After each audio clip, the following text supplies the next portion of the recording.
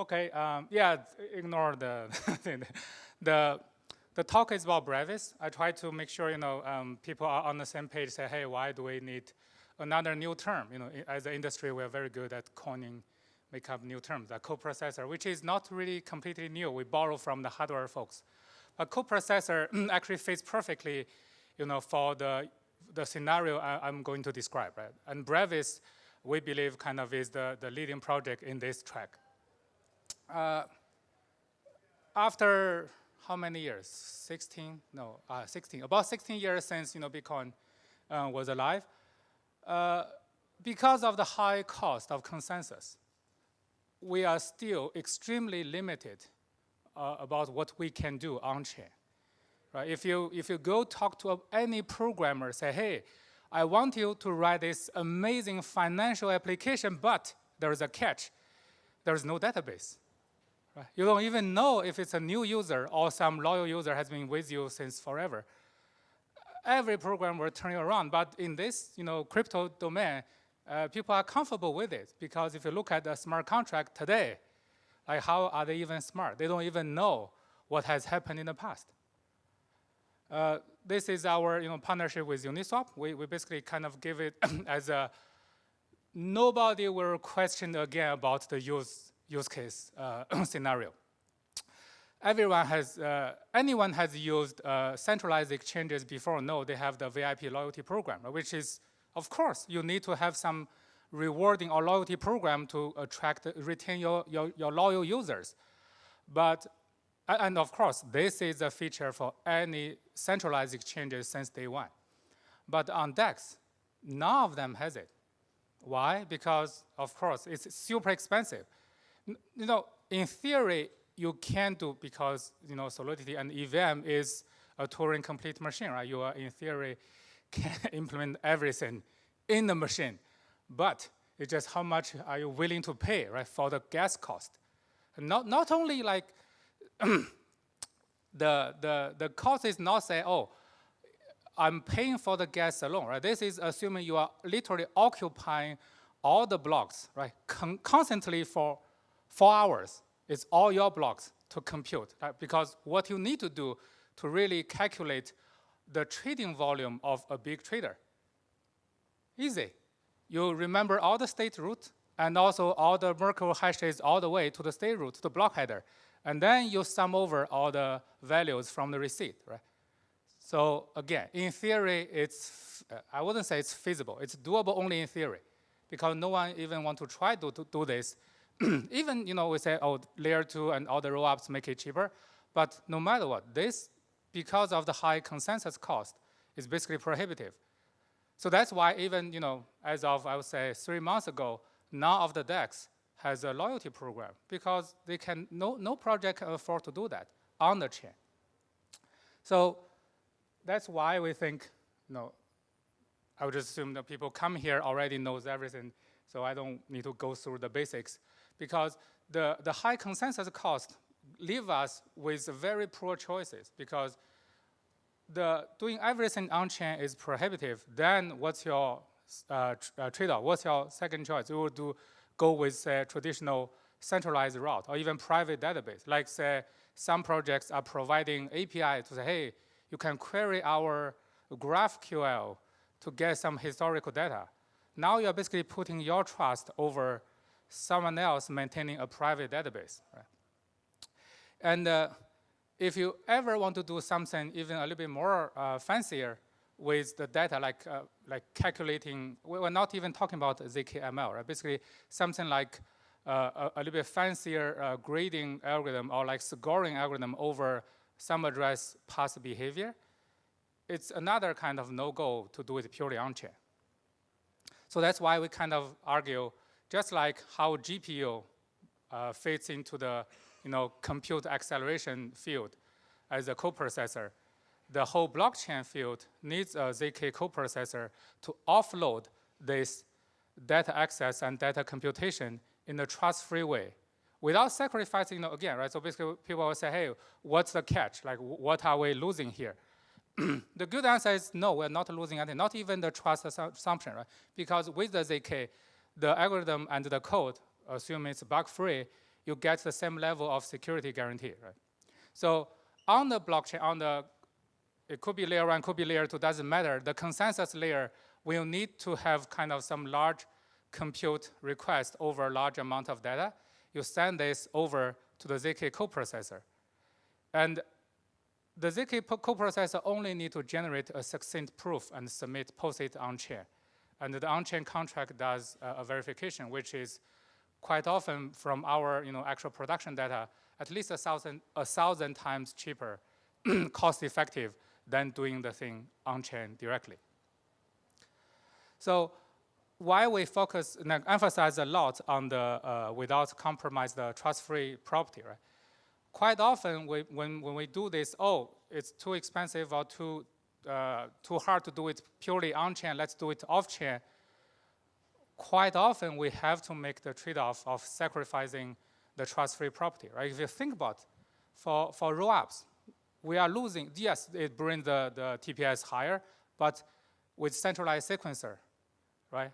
You realize when we talk about rollup, quite often you are literally communicating with a single server maintained by a single project, right? And that's the thing we are already willing to pay as the cost to gain performance improvement.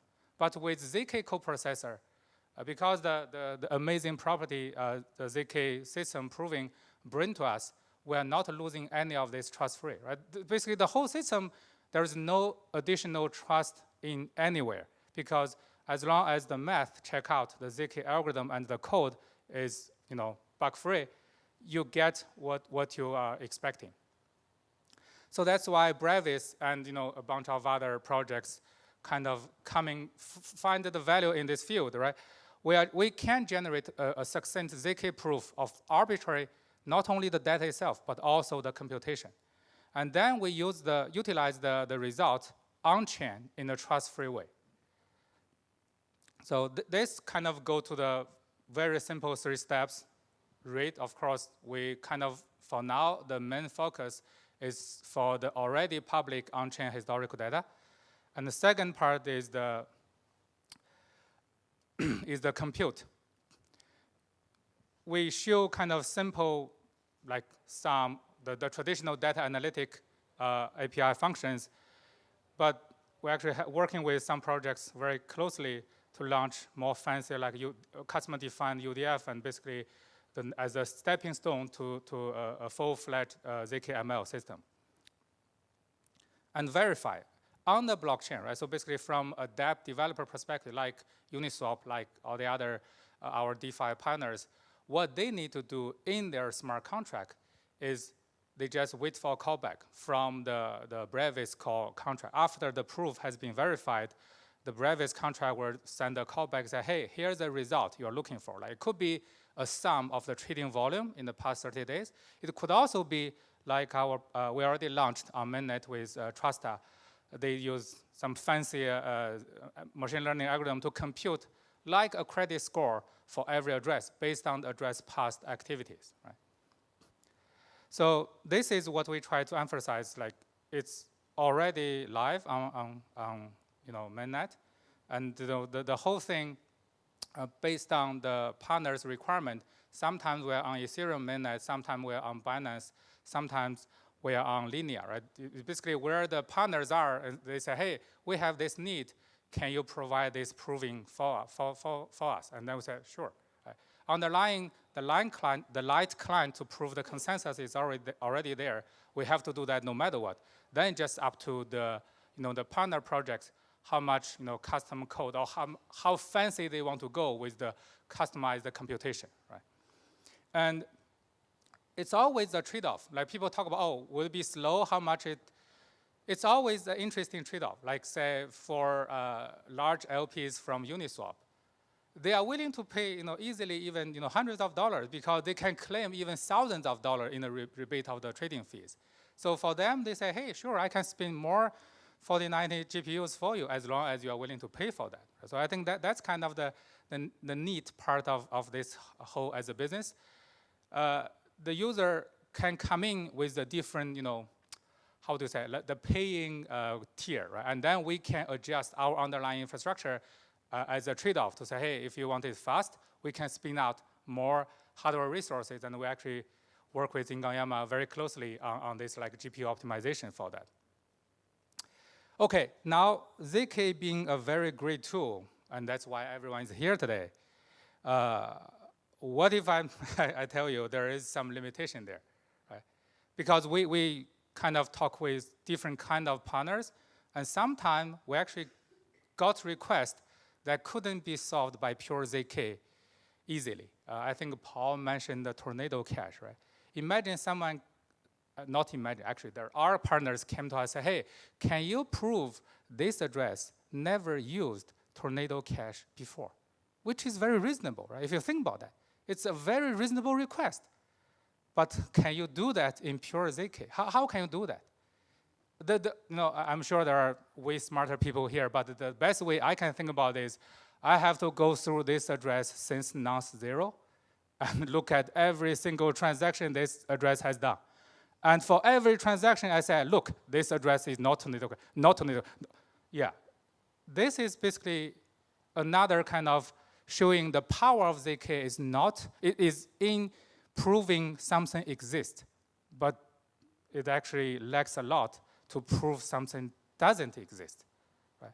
So that's why if you look at our, actually we will have a very big launch. I think we have some kind of thing for how much we're ready for mainnet. We are already deployed on mainnet, and we're literally launched this evening. So the Brevis code chain work with one of the leading restaking protocols will be live tonight. So what this does, we flip the coin. Remember we say, hey, ZK is perfect in proving something exists. So we flip the coin, we say, hey, we do not ask you to prove this address never interact with tornado cache before. Instead, we ask a group of committee, like validators, say, hey, do you all agree? They could say, yeah, we all agree this address never used tornado cache before. But if someone disagree, the challenger only need to send a single transaction proof, which is like nothing, right? So I think that's the power of what we say with the title is actually called the, what we like to call simply say a hybrid mode. The fusion of economic incentives and the ZK proof. So basically ZK comes later. So in the optimistic case, the validators will all behave like honestly, work as expected. They will say, hey, this address didn't use tornado cache before. In the worst case, if they all lie, basically the whatever threshold, right, the more than the 2/3 of the validators lie, the challenger has a very easy task. The challenger, instead of going through all transactions this address has gone, the challenger only needs to find a single transaction that interact with the tornado cache contract and generate a proof for that, which is in today's technology is pretty cheap. You can literally do it on your phone now. So I think that's the power of why we see not only it expands significantly more use cases than pure ZK, but also it reduces the normal operation cost by like at least 2 orders of magnitude. Because if you think about that, most of the time, if the validators are good people, there's no need for the ZK proof. And when we need the ZK proof, we don't worry about who is paying for the generating the hardware cost because the challenger already has enough incentive because they will get the slash token as a reward. So the whole system works, I would say, at least from our perspective, is much smoother than either pure ZK or pure optimistic. Yeah, down the road is just some more applications. It's pretty straightforward, and I think later today we have a panel to talk specifically for ZK and AI, and I do have some interesting idea to share with everyone. Yeah, and I want to leave a few minutes if there are questions. If there, if someone raise your hand, I can stop and answer a question. If not, I just quickly go through what are the fancy ways, fancy calculations you can think about. Basically, we try to make it today, right? When people think about the ZK, at least what we want to provide to the developer experience is they don't really worry about, oh, I'm writing a ZK circuit. There are so many, just like when I first learned to write Solidity, there are so many restrictions. I cannot do this. We try to kind of abstract that away.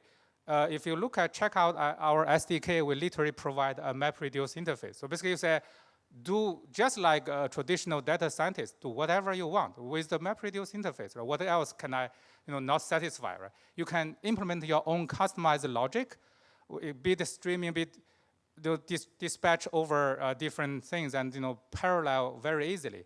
So that's kind of the power we try to say, underlying working with all the great projects like Ingonyama together, we make the generating proof and also the on-chain verification cost reasonable enough. And also, when we expose the final API to the developer, they don't even feel they are writing a ZK thing, right? Because it just very explicitly describe their intent.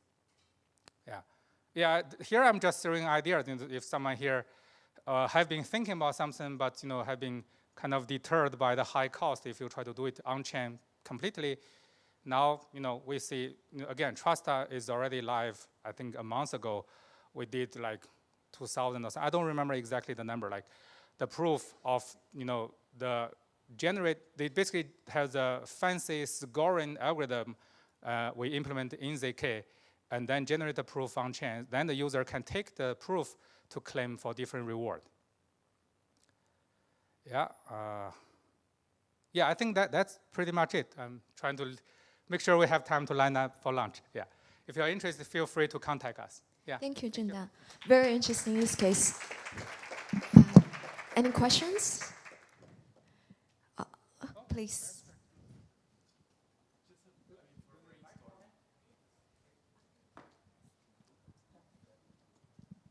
Hello, I'm Jonathan from Matter Labs. I'm just curious to get your answer on something like, imagining one day, there will be, of course, more and more data over the years, right? And then, is there any way that we can reuse already verified proofs, such that from this point T, it's already verified, then I don't, as a verifier, whatever, or someone running these proofs, don't need to re-verify that point again because it was already verified, and then can just move. Yeah, I think that the question is more like, say, if we already have something or have proof ready, down the road in the future, how can we reuse that, right? I think on the high level, this is, I would say people talk about proof composability, right? Just like smart contract. I think this is kind of still a relatively young but very active research stage. It's very exciting. Imagine, today, right, we still have to work with partner projects one by one. But imagine, say, Uniswap already has the proof for the trading volume. Some other project can just directly start from the trading volume proof and build up, just like the DeFi summer took off with the, the smart contract composability. I think that's exactly, I think the whole industry will go towards as a very promising, direction. And also, I know some projects like working on proof aggregation are actually already, implementing that. So basically, instead of we have to, handle them every single thing, they say, hey, if it's already there, there is another fancy math I do not fully understand, can give us the guarantee we don't have to do this work again.